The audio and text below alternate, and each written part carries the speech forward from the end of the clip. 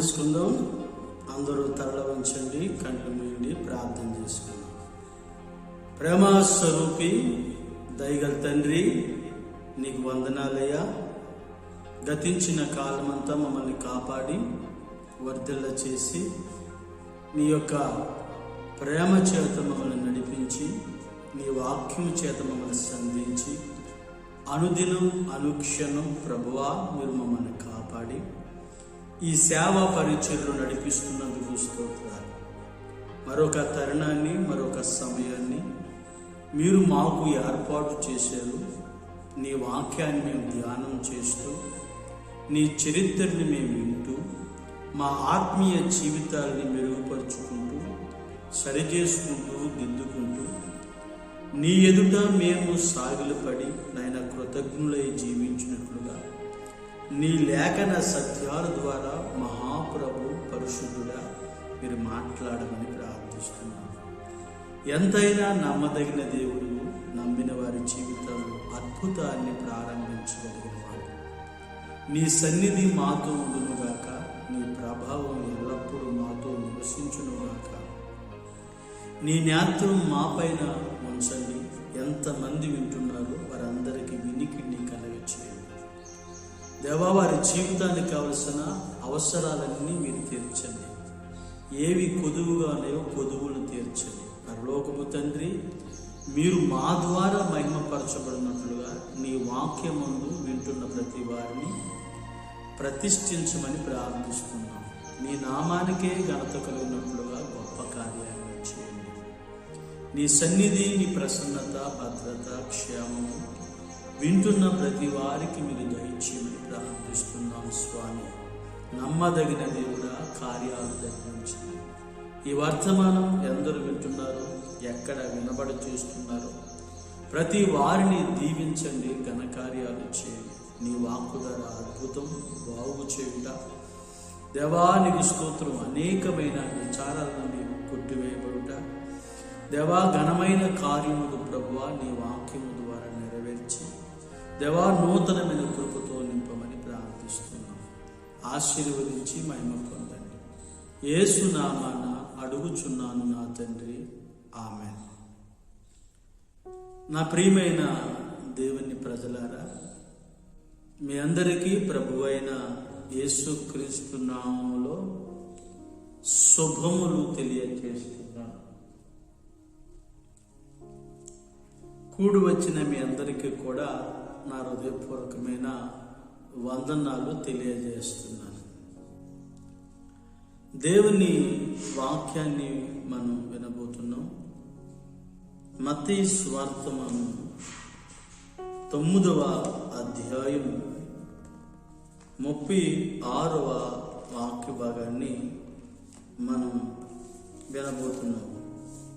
ఆయన జనసమూహమును చూచి వారు కాపరలేని గొర్రెల వలె విసికి సెదరి ఉన్నందున వారి మీద కనికరపడి, కోత విస్తారమే గాని పనివారు కొద్దిగా ఉన్నారు అని రాయబడి. నా ప్రియమైన దేవుని బిడలారా, దేవుని జనాంగమా, ఒకసారి మీరు ఆలోచన చేయండి. మన ప్రభువైన యేసుక్రీస్తు ప్రభుల వారు ఆయన జనసమూహమును చూచి వారు కాపరలేని గొర్రెల వలె విసికి చెదరి ఉన్నందున వారి మీద కనికరపడి, నా జీవితంలో చాలా సందర్భాల్లో మనం కూడా కొన్ని కార్యాలని మనం చూస్తూ ఉంటాం. మనం చూసినప్పుడు కొందరి పైన మనం జాలి పడతాం, కొందరి పైన కనికర పడతాం. గనుక నా జీవితంలో కూడా ప్రభు అయిన యేసుక్రీస్తు కూడా జనసమూహాన్ని చూచి, చెదరి ఉన్న వారిని చూచి, కాపరి లేని గొర్రెల వలె ఉన్నారు అని వారి మీద కనికరపడి, కోత విస్తారమే గాని పనివారు కొద్దుగా ఉన్నారు అని ప్రభు చెప్పుచున్నాడు. ఒకసారి కాపరి గురించి మనం ఆలోచన చేస్తే యోహాను సువార్త మనం 10వ అధ్యాయము 10వ వాక్యం నుండి 13 వాక్య భాగం నుండి మీరు చదువుకోండి. కాపరి గొర్రెల కొరకు ప్రాణం పెడతాడు. కాపరి తోడేళ్ళు వచ్చినప్పుడు కాపాడుతాడు. గనుక నా జీవితంలో కాపరి గురించి మనం చెప్పవలసిన పనేమీ లేదు, మీకు అంతా తెలుసు. మీరు ఒక్కసారి ఆలోచన చేయండి. కాపరి అంటే కాపాడేవాడు, కాపరి అంటే గొర్రెల కొరకు ప్రాణం పెట్టేవాడు, కాపరి అంటే జీవాన్ని ఇచ్చేవాడు, అది సమృద్ధిగా అనుగ్రహించేవాడు. జీతగాడే గనుక మందలోనికి తోడేళ్ళు వచ్చినప్పుడు మందని కాపాడే అవసరం. ఆ ప్రియమైన సహోదరులారా, ఇది కాపరి గురించి రాయబడ్డ ఒక చిన్న వర్తమానం. కాపరి జీవం కలుగుటకు, అది సమృద్ధిగా కలుగుటకు కాపరి కాపాడేవాడు, కాపరి నడిపించేవాడు. కాపరి గురించి మీకు చెప్పవలసిన విశేషాలు చాలా ఉన్నాయి. అయినప్పటికీ ఒక్కసారి ఆలోచన చేసి మనం చెప్తున్న వాక్యం మీద దృష్టి ఉంచి ఒక్కసారి మీరు ఆలోచన చేయాలని నా ప్రియ సహోదరులారా నేను కోరుకుంటున్నాను. వింటున్నారా? జన సమూహమును చూచి వారికి కాపరి లేనందున వారు విసిగి వారి మీద యేసు కనికరపడెను. నా జీవితంలో యేసు వారి వైపు చూచి గనుక నా జీవితంలో ఒక్కసారి మనం ఆలోచన కొద్దాం. మత్తయి సువార్త మనములో మొదటిగా 9:2 వాక్య భాగాన్ని మనం చదవబోతున్నాం. మీరు వినండి. ఇదిగో జనులు పక్షవాయువుతో మంచం పట్టి ఉన్న ఒకనిని ఆయన యొద్దకు తీసుకుని వచ్చి యేసు వారి విశ్వాసమును చూచి, కుమారుడా, ధైర్యంగా ఉండుము, నీ పాపములు క్షమింపబడి ఉన్నాయని పక్షవాయువు గలవానితో చెప్పాను. బైబిల్లో ఒక మాటని మనం చదువుకున్నాం. యేసుక్రీస్తు జనసమూహమును చూచి వారి మీద కనికరపడెను. కాపరి లేనందున. కాపరి కాపాడుతాడు, జీవం కలగజేస్తాడు, అది సమృద్ధిగా కలగజేస్తాడు. తోడేళ్ళు ఇచ్చినప్పుడు ఆయన కాపాడుతాడు. పారిపోయేవాడిగా, తప్పించుకునేవాడిగా ఉండడు. ప్రభు అయిన యేసుక్రీస్తు ప్రభులు వారు ఇక్కడ పక్షవాయువు చేత బాధపడుతూ మంచాన్ని పట్టి ఉన్న ఒకరిని చూసి ఆ మంచం మీద పరున్న వ్యక్తిని మోసుకుని వస్తున్నాడు. యేసు దగ్గరకు వస్తే యేసు అతన్ని బాగు చేస్తాడని, స్వస్థపరుస్తాడని మోసుకుని వస్తున్నాడు. మోసుకుని వస్తున్న వారి వైపు యేసు చూచాడు. కొన్ని సువార్తమానంలో పైకప్పును తీసి దించిరి అని రాయబడ్డది. నా ప్రియమైన సహోదరులారా, మీరు ఆలోచన చేయవలసిన పని ఏమిటి అంటే, యేసు తీసుకొస్తున్న వారి వైపు చూచి, వారి విశ్వాసమును చూచి, దగ్గరకు వస్తున్న వానిని, నా కుమారుడా, నీవు ధైర్యంగా ఉండు. యేసు వారిలో ఏం చూసాడు? దగ్గరకు వచ్చిన వానిలో ఏం చూసాడు? ఒక్కసారి మీరు ఆలోచన చేయండి. ఒక్కసారి మీరు ఆలోచన చేయగలిగితే ఈ లేఖన సత్యం మీకు చాలా స్పష్టంగా అర్థమవుతుంది. ఆలోచన చేయకుండా, మనకు ధ్యానం అంటే ఏదో తెలియకుండా ఆలోచన చేస్తే గనక ఈ పవిత్రమైన ఈ చరిత్ర వాక్యము మనకు అర్థం అవ్వకపోవచ్చు. నా ప్రియ సహోదరులారా, దృష్టి ఉంచండి, ఆలోచన చేయటం ప్రారంభించండి.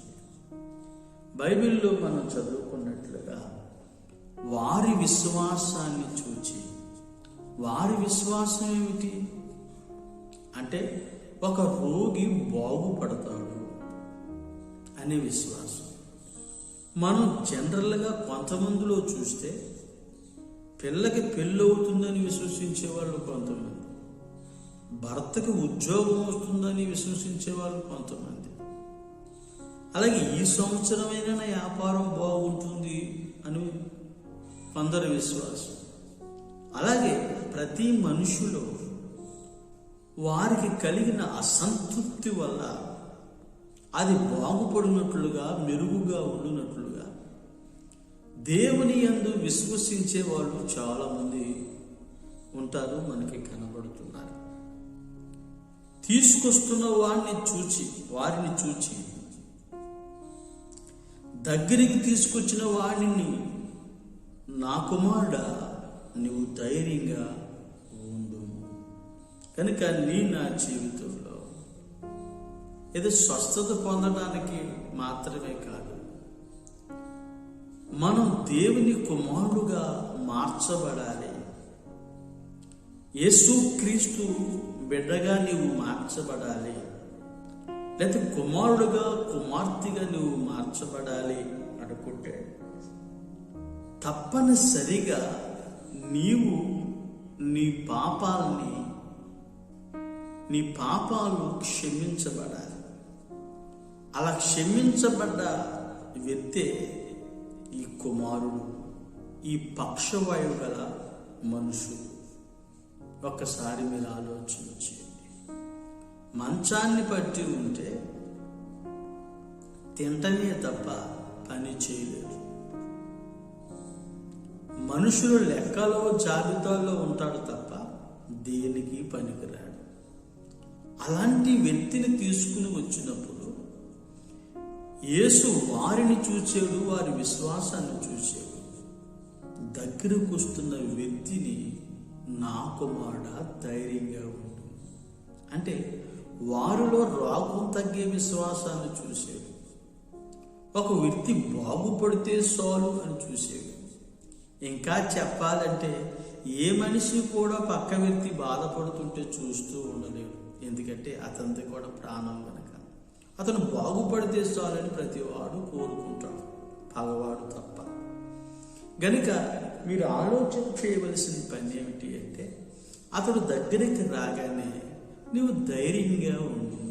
బైబిల్లో ఒక మాట రాయబడి ఉంది. కీర్తనల గ్రంథము 90వ కీర్తన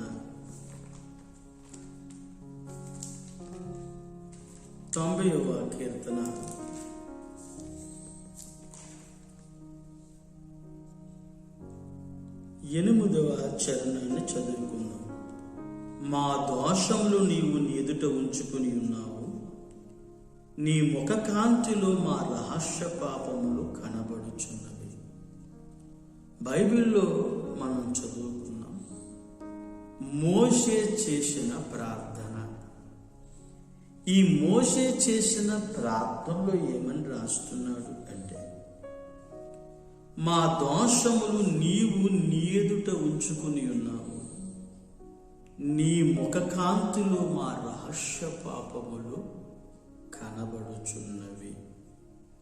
ఒకసారి మనం ఆగి ఆలోచన చేస్తే, యేసు ఆ పక్షవాయువు గలవానితో, ఆ కుమారుడా నీవు ధైర్యంగా ఉండు, నీ పాపాలు క్షమించబడి ఉన్నవి అని చెప్పగానే చాలా మందికి, శాస్త్రుల్లో కొంతమంది సనుక్కోవడం ప్రారంభించారు. కొంతమంది దేవదూషణ చేయుచున్నాడు అనుకున్నారు. అతన్ని యేసుక్రీస్తు నీ మంచం ఎత్తుకుని నీ ఇంటికి వెళ్ళు అని చెప్పాడు. తన మంచం ఎత్తుకుని తన ఇంటికి ఆ పక్షవాయువు గలవాడు తిరిగి వెళ్ళాను అని రాయబడి. నా ప్రియమైన సహోదరులారా, నీవు నేను లేకపోతే దేవుడు కోరుకునేది ఏమిటి అంటే రోగం తగ్గే విశ్వాసం కాదు కానీ, పిల్లకి పెళ్ళయ్యే విశ్వాసం కాదు కానీ, ఏదో ఒకడు బాగుపడితే మంచిది అనే విశ్వాసం కాదు కానీ, విశ్వసించటం తప్పు కాదు, స్వస్థత పొందటం తప్పు కాదు కానీ, నీవు దేవుని కుమారుడుగా మార్చబడే విశ్వాసాన్ని నువ్వు సంపాదించాలి. అలాంటి అమూల్యమైన విశ్వాసాన్ని నువ్వు సంపాదించినప్పుడు ఆ విశ్వాసం ఏం చేస్తుంది అంటే నీ పాపాలన్నీ కూడా క్షమించబడినట్లుగా చేయగలుగుతుంది. నీ పాపాలు ఎలా క్షమించబడతాయి? విశ్వాసం ద్వారా. అంటే అర్థం ఏమిటంటే అతడు మంచాన్ని పట్టినప్పుడే, అతడు రోగస్తుడై ఉన్నప్పుడే, అతడు లేవలేని స్థితిలో ఉన్నప్పుడే అతడు విశ్వసించి ఉంటాడు. ఆ విశ్వాసం ద్వారానే వారు తీసుకెళ్ళడానికి ఆ పక్షవాయువు గలవాడు ఇష్టపడ్డాడు. ఒకసారి మీరు ఆలోచించి, యేసుని విశ్వసించకుండా, యేసు కార్యాలని విశ్వసించకుండా ఎవరో కూడా ఆ వ్యక్తిని తీసుకుని వెళ్ళలేరు.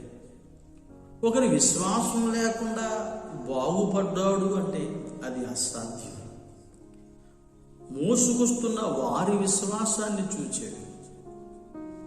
దగ్గరికి తీసుకొచ్చి పరుండబెట్టిన వానిలో, ఆ పక్షవాయువు గల వారిలో దేవుని కుమారుడుగా మార్చబడే విశ్వాసాన్ని చూసి, నా ప్రియమైన సహోదరులారా, మీకు ఏ విశ్వాసం కావాలి? దేవుని కుమారుడుగా మార్చబడే విశ్వాసమా? రోగం తగ్గే విశ్వాసమా? వారం వారం మొక్కుకునే విశ్వాసమా? లాంగ్ టైం విశ్వాసంతో జీవించే విశ్వాసమా? ఒక్కసారి మీరు ఆలోచించేది. అందరూ ప్రయాణం చేస్తున్నారు. వాడ అమరములో యేసుక్రీస్తు నిద్రించాడు. గాలి అలజడికి, సముద్రపు తరంగాలకి భయపడి వాడ అమరములో నిద్రిస్తున్న యేసు దగ్గరకు వెళ్ళి, బోధకుడా, మేము నశించిపోతున్నాం, నీకు చింత లేదా అని ఆయన్ని అడిగినట్లుగా బైబిల్లో రాయబడి ఉంది. ఆయన అమరములో నుండి పైకి వచ్చి గాలిని, సముద్రపు పొంగును గద్దించగా అవి నిమ్మలమైపోయాయి అని రాయబడి ఉంది. నా ప్రియమైన సహోదరులారా, ఆలకించండి. దేవుని కుమారులు వాళ్ళ మధ్యలో ఉన్నారు. వాళ్ళు కూడా విశ్వసించిన వాళ్ళే, వాళ్ళు కూడా భక్తిపరులే, వాళ్ళు కూడా ప్రయాణం చేస్తున్న వాళ్ళే, వాళ్ళు కూడా ఉపన్యాసం వింటున్న వాళ్ళే, వాళ్ళు స్వస్థతలు చూస్తున్న వాళ్ళే, స్వస్థతలకి దెయ్యాలకి విభ్రాంతి చెందిన వ్యక్తులే. ఇంకా మనం చెప్పాలి అంటే వాళ్ళు వృత్తుల్ని విడిచిపెట్టి యేసుక్రీస్తుని వెంబడించిన వాళ్ళు, పిలవబడిన వాళ్ళు, పంపబడిన వాళ్ళు. కానీ గాలిని చూచి, నీటి పొంగును చూచి భయపడిపోయేవాళ్ళు. కనుక నా జీవితంలో నీవు భయపడని విశ్వాసాన్ని నువ్వు సంపాదించాలి అంటే అది ధైర్యంతో కూడుకున్న విశ్వాసమై ఉండాలి. గనుక వారి విశ్వాసాన్ని చూచాడు. ఈ మంచం పట్టిన ఈ యొక్క పక్షవాయువు గలవానితో, నా కుమారుడా, నీవు ధైర్యంగా ఉండవు.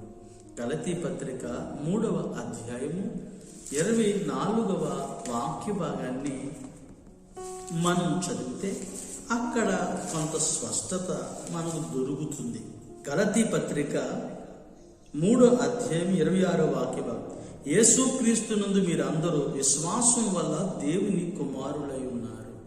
నా ప్రియమైన సహోదరులారా, బైబిల్లో ఏం రాయబడి ఉందంటే యేసుక్రీస్తునందు మీరంతా కూడా దేవుని కుమారులై ఉన్నారు అని రాయబడి ఉంది.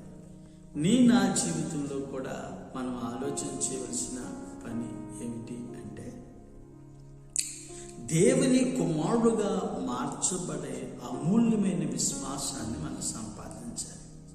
అతడు సంపాదించటం వలన మాత్రమే ఆ వ్యక్తి బాగుపడి స్వస్థత పొంది తన ఇంటికి వెళ్ళేను అని రాయబడి. ఒకసారి మీరు ఆలోచించండి. ముఖకాంతిలో రహస్య పాపములు కనబడుతున్నాయని మోషే ప్రార్థన చేసినట్లుగా నీవు నేను కూడా ఆయన దగ్గరకు వచ్చినప్పుడు దేవుని కుమారుడుగా ఉండే విశ్వాసం ద్వారా మనం రావాలి. అలా వచ్చినప్పుడు ఎంతో ఆశీర్వాదాన్ని మనం అనుభవించేవారుగా మనం ఉంటాం. గనుక ఆ విశ్వాసాన్ని పొందాడు, స్వస్థత పొందాడు, పాపాలు క్షమించబడ్డాయి, ధైర్యంగా తన ఇంటికి వెళ్ళినట్లుగా బైబిల్లో రాయబడి ఉంది. రెండో విషయాన్ని మనం నేర్చుకోబోతున్నాం. మత్తయి సువార్త మనం 9వ అధ్యాయం 22వ వాక్య భాగాన్ని నేను చదువుతున్నాను, మీరు వినండి. 9:22. యేసు వెనకకు తిరిగి ఆమెను చూచి, కుమారి ధైర్యంగా ఉండుము, నీ విశ్వాసం నిన్ను బాగుపరిచినని చెప్పగా ఆ గడియ నుండి ఆ స్త్రీ బాగుపడేను అని రాయబడి. బైబిల్లో మనం చదువుకున్నాం, 12 సంవత్సరముల నుండి వ్యాధితో సంకటపడి ఎంతో బాధను అనుభవిస్తున్న స్త్రీ యొక్క చరిత్రని మనం చదువుకున్నాం. ఇక్కడ ఏమని రాయబడి ఉందంటే, ఆయన వస్త్రపు చెంగును ముడితే చాలు బాగుపడుదును అని అనుకుని జన సమూహములోనికి వెళ్ళి ఆయన వస్త్రపు చెంగును ముట్టింది. మార్కు సువార్తమానం, లూకా సువార్తమానంలో కూడా ఈ స్త్రీ గురించి రాయబడి ఉంది. యేసుక్రీస్తు నన్ను ఎవరో ముట్టారు అని తన శిష్యుడితో చెప్తున్నప్పుడు, అక్కడ మాట్లాడుతున్నప్పుడు శిష్యులు అంటారు, అయ్యా ఇంతమంది జనసమూహం నీ మీద పడుతున్నారు, ఎవరో నన్ను ముట్టారు మీరు అంటున్నారు. వారు అన్నప్పుడు నాలో ఉన్న ప్రభావం బయలు వెళ్ళిందని యేసు గ్రహించి నన్ను ఎవరో ముట్టేను అని వెనక్కి తిరిగి చూడటం ప్రారంభించాడు. చూడండి, ఆ స్త్రీకున్న ఆ విశ్వాసం వస్త్రపు చెంగుని ముడితే చాలు అనుకుంది. కీర్తనల గ్రంథం 93వ కీర్తనని మనం చదువుతున్నప్పుడు 1వ వచనాన్ని, ఆయన ప్రభావమును వస్త్రముగా ధరించి ఉన్నాడు అని రాయబడి. నా ప్రియమైన దేవుని జనాంగమా, ఆలోచించి ఆ స్త్రీని చూచినప్పుడు ఆ స్త్రీ ఆయన దగ్గరకు వచ్చి సాగిలపడి తనకి జరిగిన ఆ స్వస్థతను వారికి చెప్పినప్పుడు వివరించి, యేసుక్రీస్తు అతడు నువ్వు సమాధానంగా కలదానివై వెళ్ళు,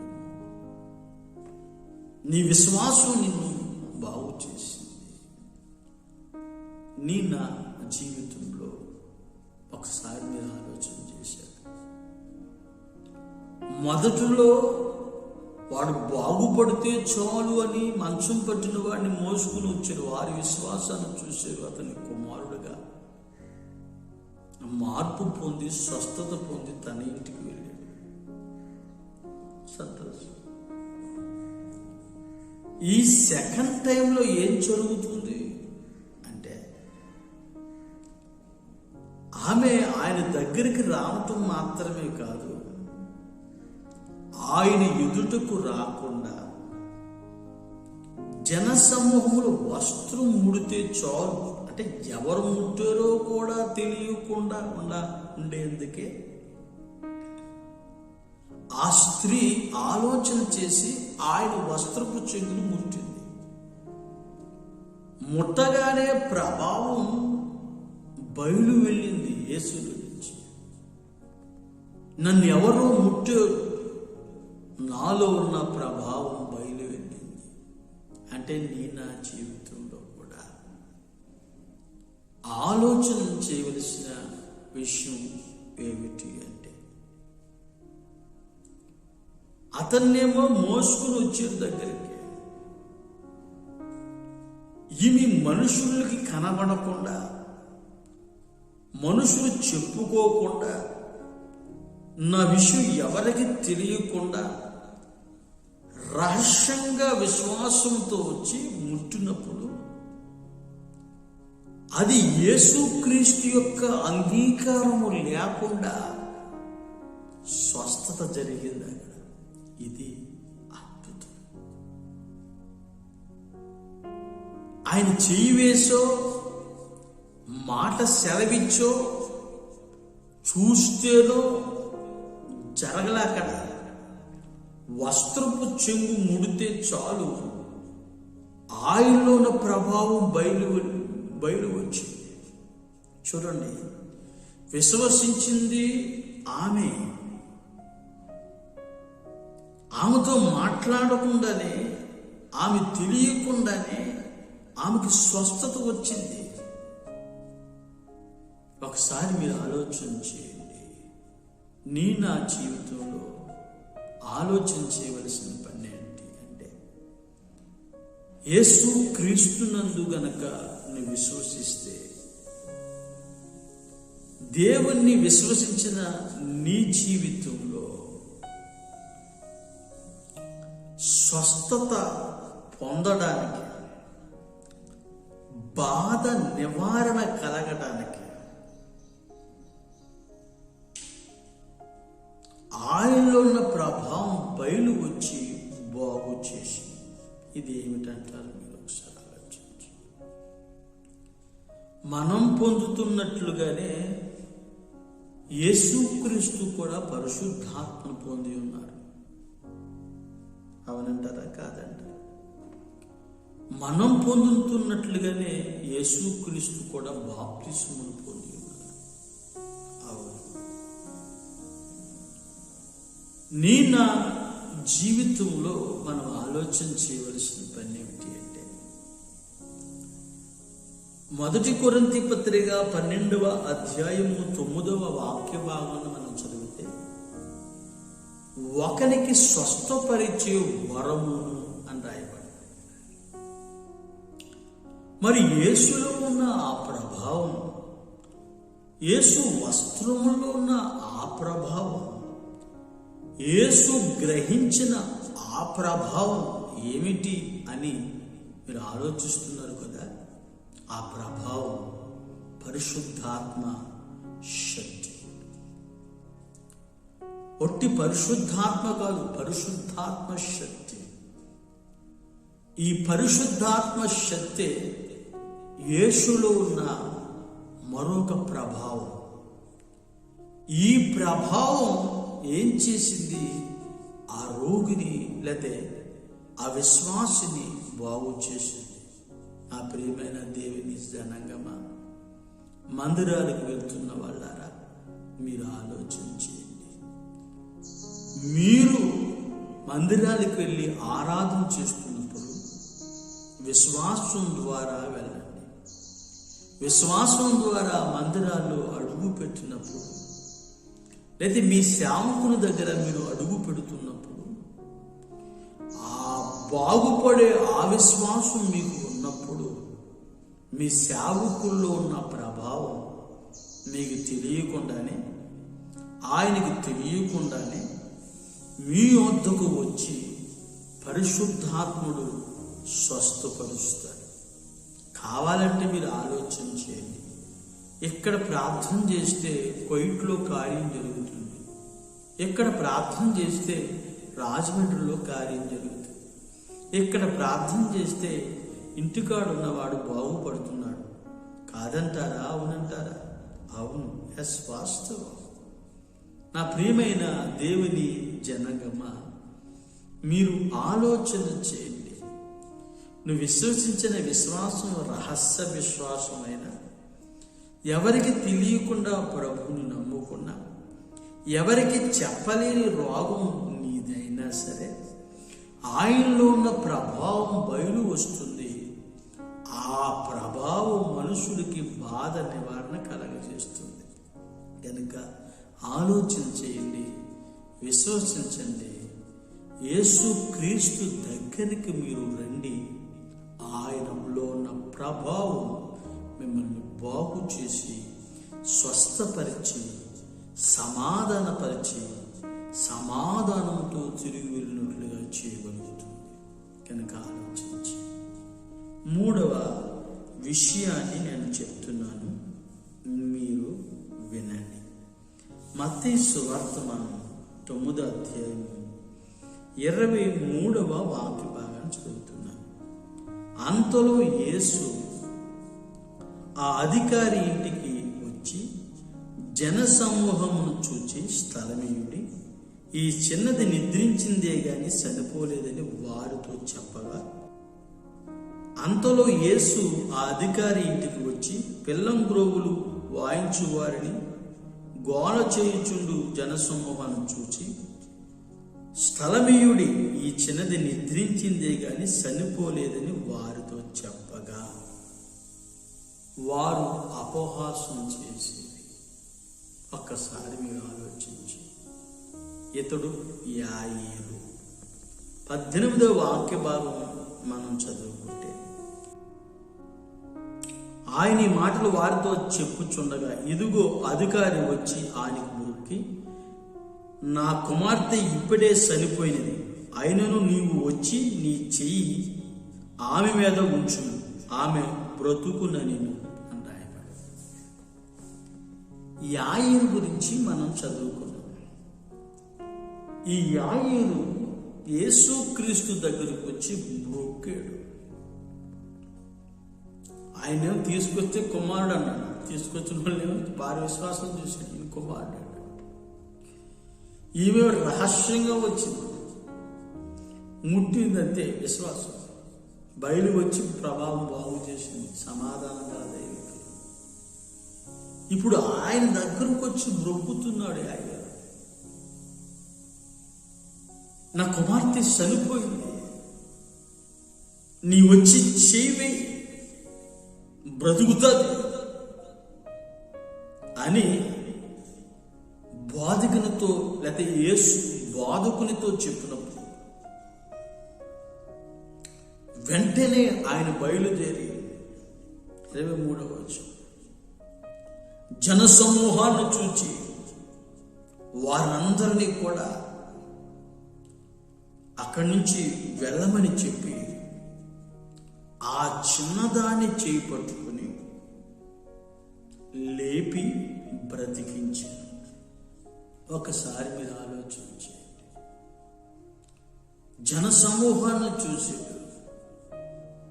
ఆ చిన్నది నిద్రించిందే గాని మరణించరా అన్నప్పుడు వారు అపహాసం చేయటం ప్రారంభించారు. చనిపోయింది. ఒకసారి మీరు ఆలోచించి, బ్రతుకుంది, నిద్రించింది అని చెప్తే వారు నమ్మక యేసుని అపహాసం చేయటం ప్రారంభించారు. నా ప్రియమైన సహోదరులారా,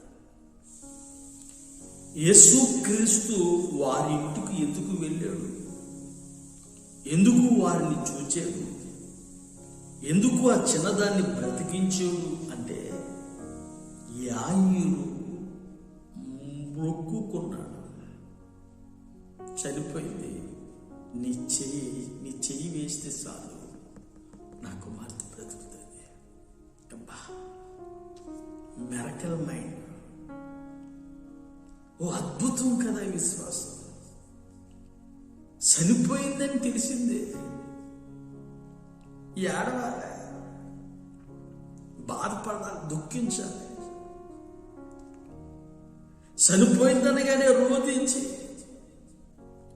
పరిగెత్తుకుపోవాలి తన కుమార్తె దగ్గర. రిక్వెస్ట్, ప్రార్థన చేస్తున్న రిక్వెస్ట్, అయ్యా నువ్వు వచ్చి నా కుమార్తెని అది చెయ్యి ఉంచి, నువ్వు చెయ్యి ఉంచితే చాలు బ్రతుకుతుంది అని కోరుకున్నాడు. నా ప్రియమైన సహోదరులారా, ఒకసారి ఆలోచించి, నీకుందా అనుభవం? నాకుందా అనుభవం? యాయీరుకున్న ఆ ప్రత్యేకమైన ఆ నమ్మకం, లేకపోతే ఆ విశ్వాస పరిమాణం. ఆయన చెప్పండి, నేను చేతులు ఉంచితే బ్రతికిపోతే నీ కుమార్తె అని చెప్పలా, నేను బ్రతికిస్తాను అని యేసుక్రీస్తు కూడా చెప్పలా. నువ్వు చేతులు ఉంచితే చాలు నా కుమార్తె బ్రతుకుతుంది. ఎంత విశ్వాసం ఉండే! రోగం తగ్గితే చాలు అనుకున్నారు వాళ్ళు.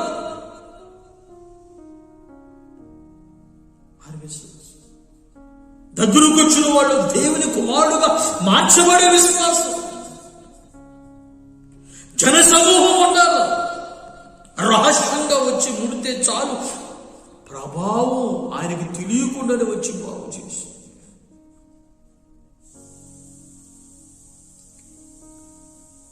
నేను బాగు చేతులు ఇస్తే స్వస్థత పొందుతావు. ఆయన చెప్పకుండానే అసలు నువ్వు చేతులు చేయాలా, నా కుమార్తె బ్రతుకుతుంది. జన సమూహాన్ని చూచాడు. ఆ చిన్నది నిద్రిస్తుంది కానీ చనిపోలేదు అనగానే అపహాసం చేయటం ప్రారంభించారు.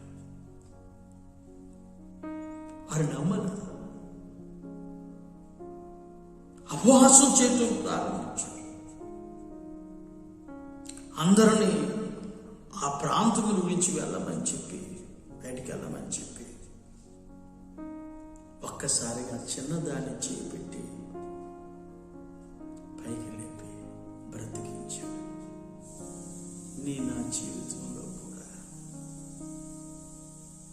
ఆయన చూస్తాడు. నీవు ఆయన దగ్గరికి వచ్చి మొక్కునప్పుడు,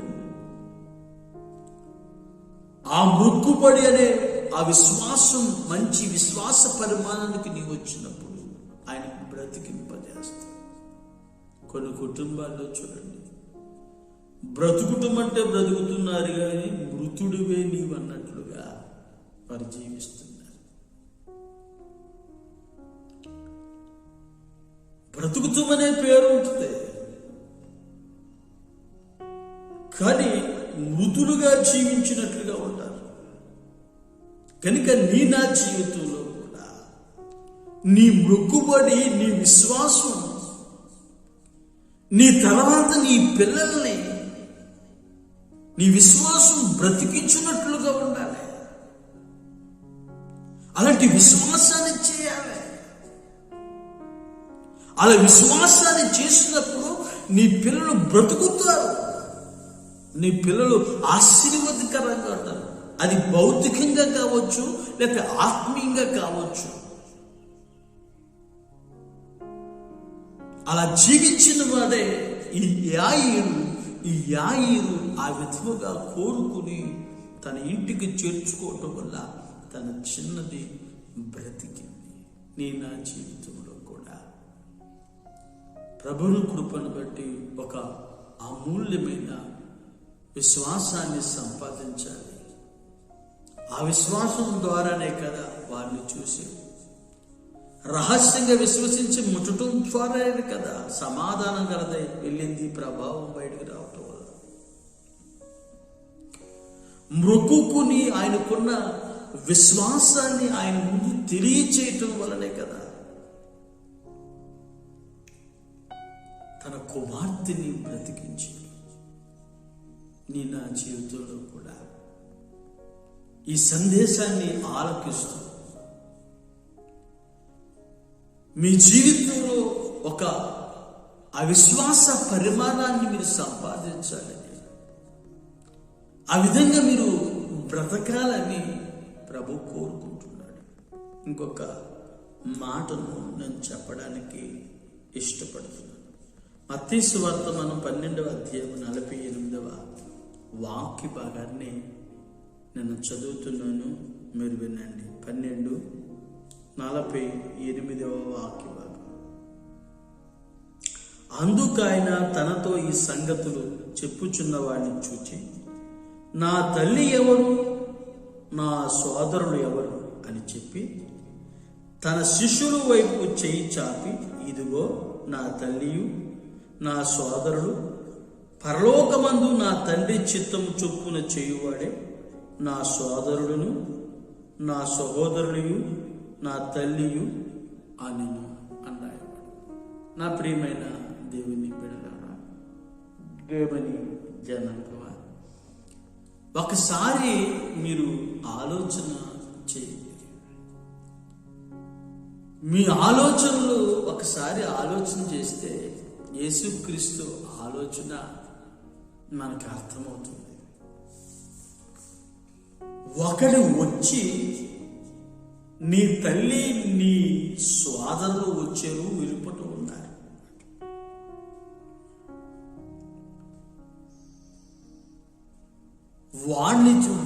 వాడిని చూచి నా తల్లి ఎవరు, నా సోదరులు, వీళ్ళని చూసి నా తల్లి ఎవరు, నా సోదరులు ఎవరు? తండ్రి చిత్తమును చేయువాడే నా సోదరి, నా సహోదరుడు, నా సోదరుడు, నా తల్లి అని చెప్పి. అంటే అర్థం ఏమిటి? యేసుక్రీస్తు భవించిన తర్వాత, జన్మించిన తర్వాత ఇంకా మరియమ్మ గారికి పిల్లలు ఉన్నారు కదా. యోధ, యాకోబు వీళ్ళందరూ యేసుక్రీస్తు సహోదరులు కదా, సహోదరులు.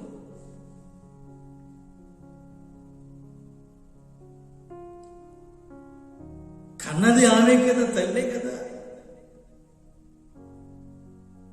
తండ్రి చిత్తమును చేయువాడే నా తల్లి, నా సోదరులు, నా సహోదరులు. శిష్యుల వైపు చూసి చెప్తున్నాడు ఆయన. అంటే వచ్చి చెప్పిన వాడిని చూచాడు.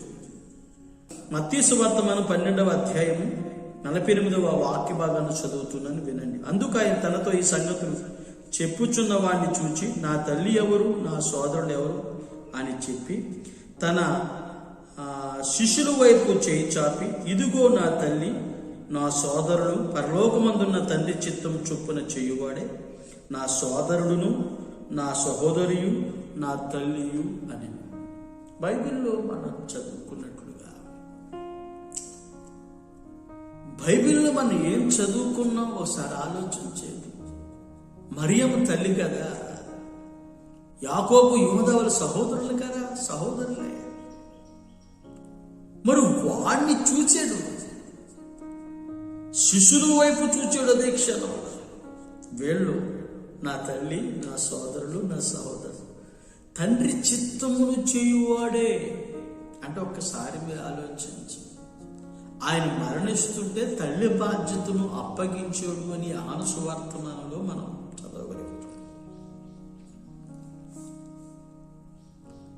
చదవగలుగుతున్నాం. అయితే ఇక్కడ చూస్తే తండ్రి చిత్తమును చేయువాడు. బైబిల్లో ఒకసారి మనం చదువుకున్నాం. మత్తయి సువార్త మనం 10వ అధ్యాయం 37వ వాక్య భాగాన్ని మనం చదువుతున్నాను, వినండి.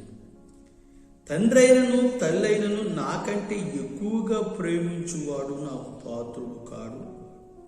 కుమారునైనను కుమార్తెనైనను నాకంటే ఎక్కువగా ప్రేమించువాడు నాకు పాత్రుడు కాడు. తల్లినైనను తండ్రినైనను నాకంటే ఎక్కువగా ప్రేమించి నా పాత్రుడు కాడు. కుమారుడైనను కుమార్తెనైనను ఎక్కువగా ప్రేమిస్తే నాకు పాత్రుడు కాడు. అర్థం ఏమిటి అంటే, అంటే మనం వాళ్ళని వదులుకోవాలి, వాళ్ళని ద్వేషించాలి కాదు. ప్రేమించాలి అంటే దేవుని కంటే ఎక్కువగా కాదు అని దీని అర్థం. అలాగే ద్వితోపదేశకాండం 33:9 కూడా మీరు చదువుకోండి. అక్కడ కొంత స్పష్టత అనేది మీకు చాలా స్పష్టంగా అర్థమవుతుంది.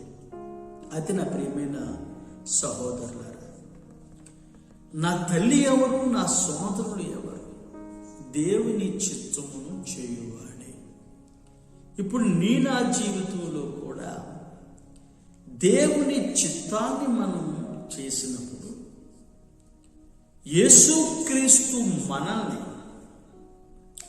మన వైపు చూసి నా సోదరుడు, నా సహోదరి, అయితే మా ఫ్యామిలీ అని చెప్పగలిగిన స్థితిలో,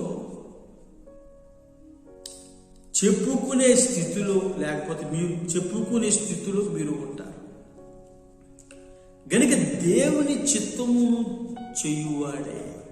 ఎవరు నా తల్లి, ఎవరు నా సోదరుడు? దేవుని చిత్తము కనుక నా జీవితంలో మీరు ఆలోచించండి. ఆ బయట నుండి వచ్చిన వాడు నీ తల్లి వచ్చింది అనుకుంటే, నీ సోదరుడు వచ్చాడు అనుకుంటే, లేకపోతే నీ యొక్క సహోదరి వచ్చింది అనుకుంటే అతనికి ఏదో మెప్పుగా ఉంటుందేమో, లేదా యేసుక్రీస్తుకి ఇష్టముగా ఉంటుందేమో అని అనుకుని ఉంటాడు.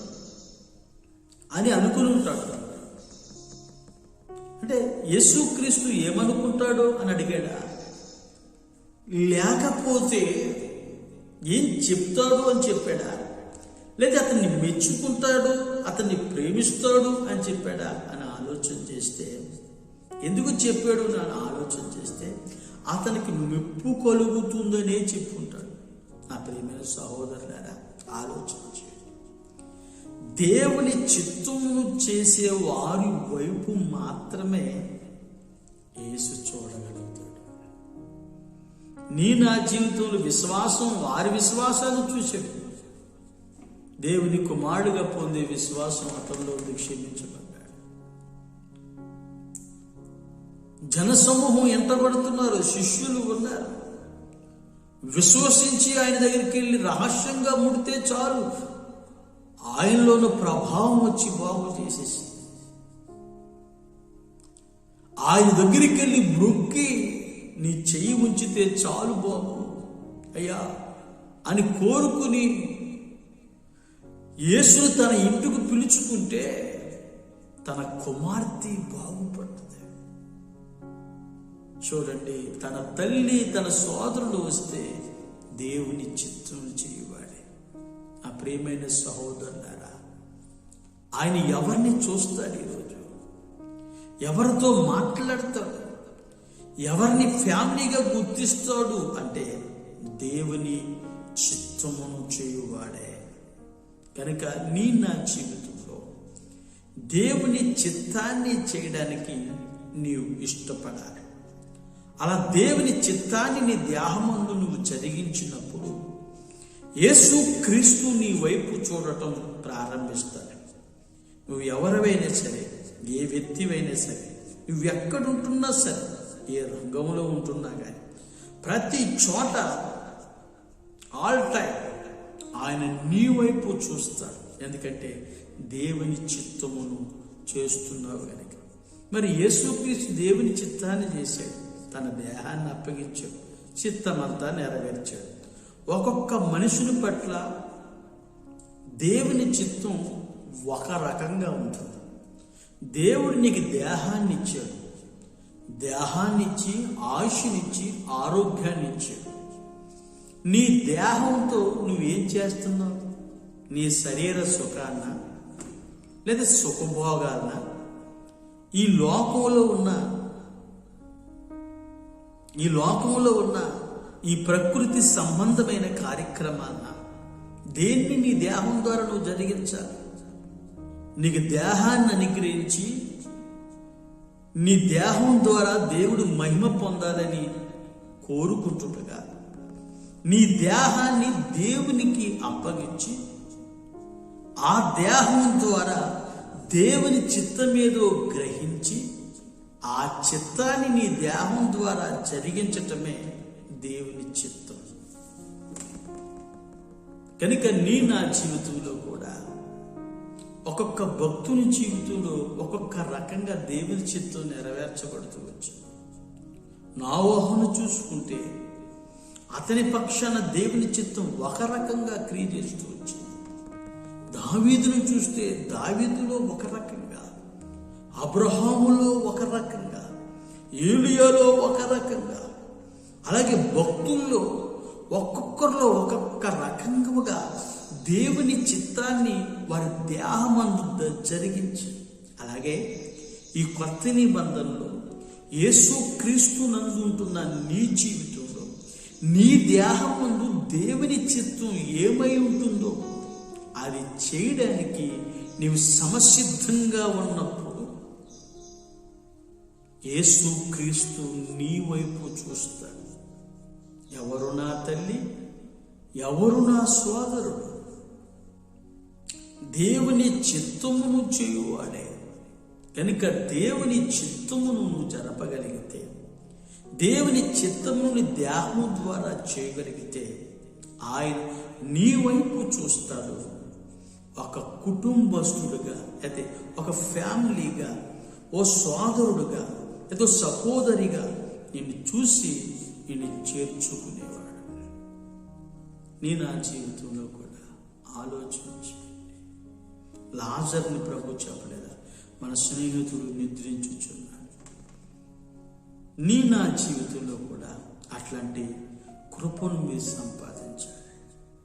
యేసుక్రీస్తు సహవాసంలో పిలిచిన దేవుడు నమ్మదగిన దేవుడు అని విశ్వసిస్తూ, రూఢిపరుస్తూ, దేవుని చిత్తాన్ని చేస్తూ, దేవుని కార్యాన్ని అనుభవిస్తూ మనం ముందుకు ఆత్మీయ జీవితంలో ముందుకు మనం అడుగులు వేస్తే మన జీవితంలో అనేకమైన కార్యాలు ప్రభు జరిపి మనం వర్ధిల్ల చేస్తారు. కనుక నా జీవితంలో కూడా అలాంటి కార్యాలు మీరు పొందాలని ఆశిస్తూ ఈ వాక్యాన్ని నేను ముగిస్తున్నాను. అందరూ తరలి వంచండి, కళ్ళు పోయింది, ప్రార్థన చేసుకోండి. ప్రేమాస్వరూపి పరిశుద్ధుడైన మహాప్రభువు నీకు వందనాలు. ఇంతవరకు ప్రభువా కాపరి లేని గొర్రెల వలె మేము ఉన్నామని దేవానికి స్తోత్రులు కనికరపడి జనసమూహం వైపు చూచినట్లుగా దేవాని కృప నెమ్మని ప్రార్థిస్తున్నాను. కాపరి జీవం కలగటానికి, అది సమృద్ధిగా కలగటానికి, ప్రాణం పెట్టడానికి శత్రువు వచ్చినప్పుడు నాయన కాపాడడానికి ప్రభువా కాపరి ఎంతగానో ఉపయోగపడుతున్నాడు నాయన. దేవా పరివారు కొద్దిగా ఉండగా సమృద్ధి పరచండి. నీ కృపనెమ్మని ప్రార్థిస్తున్నాము స్వామి. నీకు స్తోత్రాలయ్యా. మోసుకుని వస్తున్న వారి విశ్వాసాన్ని చూచావు, దగ్గరకు వచ్చి వారి యొక్క విశ్వాసాన్ని నువ్వు చూచావు అయ్యా. కుమారుడుగా మార్చబడ్డాడు, పాపాలు క్షమించబడ్డాడు, తన మంచం ఎత్తుకు తన ఇంటికి తిరిగి వెళ్ళాడు. అయ్యా నీ కృపనివ్వండి. మా జీవితంలో కూడా కుమారుడుగా మార్చబడి విశ్వాసాన్ని సంపాదించున్నట్లుగా, మా విశ్వాసాన్ని అభివృద్ధి పొందించినట్లుగా గొప్ప కార్యాన్ని చేయండి స్వామి. నీకు స్తోత్రాలు.